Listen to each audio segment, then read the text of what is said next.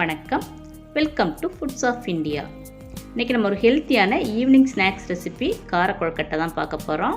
அதுவும் 10 நிமிஷத்துக்குள்ளே ரொம்ப ஈஸியாக எப்படி ரெடி பண்ணலாங்கிறத இப்போ நம்ம பார்ப்போம். இந்த கொழுக்கட்டை ரெடி பண்ணுறதுக்கு நான் வந்து 1 கப் இடியப்ப மாவு எடுத்திருக்கேன். இது கூட கொஞ்சமாக உப்பு சேர்த்துப்போம், 1/2 டீஸ்பூன் நெய் போட்டுப்போம். இப்போ இது எல்லாத்தையும் சேர்த்து நல்லா மிக்ஸ் பண்ணிக்கலாம். ஒரு பாத்திரத்தில் 1 கப் தண்ணி எடுத்து அதை நல்லா கொதிக்க விடணும். அந்த கொதித்த தண்ணியை இதில் கொஞ்சம் கொஞ்சமாக நம்ம ஊற்றிக்கணும். தண்ணியை நம்ம மொத்தமாக ஊற்றிடாமல் இந்த மாதிரி கொஞ்சம் கொஞ்சமாக ஊற்றி மாவை நல்லா மிக்ஸ் பண்ணி எடுத்துப்போம். மாவு கையில் ஒட்டாமல் நல்லா உருட்டுற பதம் வர்ற வரைக்கும் நம்ம வந்து கொஞ்சம் கொஞ்சமாக தண்ணி ஊற்றி இதை பிசைஞ்சு எடுத்துக்கணும்.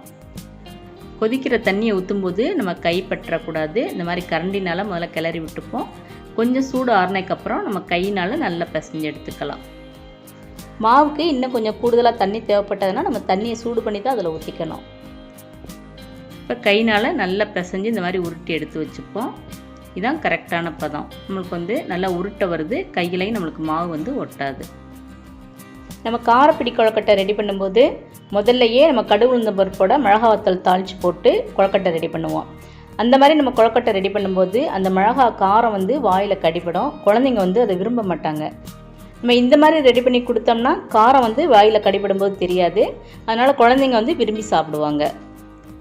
இந்த மாதிரி சின்ன சின்ன உருண்டையாக உருட்டி நம்ம கொழுக்கட்டை தாளித்தோம்னா அந்த காரம் வந்து எல்லா பக்கமும் ஈக்குவலாக படும். இப்போ மாவெல்லாம் உருட்டியாச்சு. இதை நம்ம வந்து இட்லி பாத்திரத்தில் வச்சு வேக வச்சிடலாம். அடுப்பை மீடியம் ஃப்ளேமில் வச்சு நம்ம வேக வச்சோம்னா அந்த கொழுக்கட்டை வேகிறதுக்கு 5 நிமிஷம் கரெக்டாக இருக்கும். 5 நிமிஷத்தில் கொழுக்கட்டை நல்லா வெந்துருச்சு. நம்ம நெய் ஊற்றி பிசைஞ்சதுனால கொழுக்கட்டை வந்து நல்லா சாஃப்டாக இருக்குது. இப்போ நம்ம தாளித்து எடுத்துடலாம். ஒரு பேனில் 2 டீஸ்பூன் அளவுக்கு நல்லெண்ணெய் விட்டுப்போம். எண்ணெய் நல்லா சூடானதுக்கப்புறம் 1/2 டீஸ்பூன் கடுகு உளுந்தம் பருப்பு போட்டுப்போம். கடுகு நல்லா பொரிஞ்சதுக்கப்புறம் 2 மிளகா வத்தலை நம்ம இந்த மாதிரி கிள்ளி போட்டுக்கலாம். 1/4 டீஸ்பூன் பெருங்காயத்தூள் போட்டு கொஞ்சமாக கறிவேப்பிலை போட்டுக்கலாம். இப்போ இது எல்லாத்தையும் நல்லா இந்த மாதிரி வதக்கினதுக்கப்புறம் நம்ம அவிச்சு எடுத்து வச்சுருக்க அந்த கொழுக்கட்டையை இதில் போட்டுக்கலாம். 2 சிட்டிகை அளவுக்கு நம்ம உப்பு போட்டுப்போம். ஏற்கனவே மாவில் வேறு நம்ம உப்பு போட்டு பிசைஞ்சிருக்கோம். அதனால் அதிகமாக உப்பு சேர்த்துடக்கூடாது.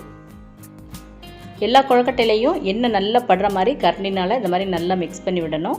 அடுப்பை வந்து இந்த டைம் நம்ம சிம்மில் வச்சு தான் வதக்கணும். அதிக நேரம் வதக்கிடக்கூடாது. ஏன்னா அந்த மாதிரி அதிக நேரம் வதக்கினோம்னா கொழுக்கட்டை வந்து வெளியில் கொஞ்சம் ரஃப்பான மாதிரி ஆயிரும். 1 நிமிஷம் இந்த மாதிரி வதக்கினா போதும். அதுக்கப்புறம் நம்ம துருவின தேங்காய் 2 டேபிள் ஸ்பூன் அளவுக்கு போட்டுக்கலாம். தேங்காய் துருவல் போட்டு 2 கிளறிட்டு நம்ம அடுப்பை ஆஃப் பண்ணிடலாம். இப்போ நம்மளோட டேஸ்டியான அதே சமயம் ரொம்ப ஹெல்த்தியான கார கொழுக்கட்டை ரெடி ஆயிடுச்சு. நம்ம அதிகம் எண்ணெய் சேர்க்காம ஆவியில் அவிச்சு கொடுக்கறதுனால இது வந்து ஒரு ஹெல்த்தியான ஸ்நாக்ஸு. இது மார்னிங் டிஃபனாகவும் வச்சுக்கலாம், ஈவினிங் ஸ்நாக்ஸாகவும் நம்ம எடுத்துக்கலாம். இந்த கார கொழுக்கட்டையை நீங்களும் ட்ரை பண்ணி பாருங்கள். இந்த வீடியோ உங்களுக்கு பிடிச்சிருந்தா லைக் பண்ணுங்கள், ஷேர் பண்ணுங்கள். மறக்காமல் ஃபுட்ஸ் ஆஃப் இந்தியா சேனலை சப்ஸ்கிரைப் பண்ணுங்கள். தேங்க்ஸ் ஃபார் வாட்சிங்.